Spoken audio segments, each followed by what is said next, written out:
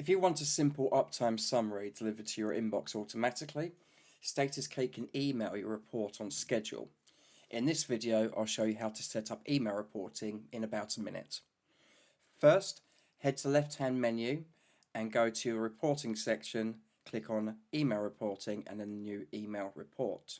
At the top, you'll see report active. Leave this enabled unless you're setting this up in advance and don't want it sending yet. Next, give your report a name, something clear like delivery monitoring summary, weekly uptime report, monthly compliance report. Now, choose your delivery date. A quick note, reports are based on UTC. So if you're in the UK or elsewhere, just be aware that the send time may look slightly different from your local time zone. Next, choose a frequency. You have daily, weekly or monthly to choose from.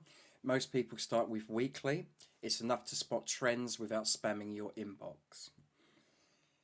Next is the email addresses that you want to add.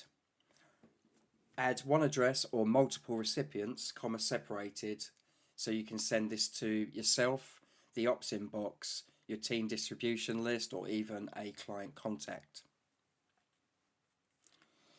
Now, the useful bit.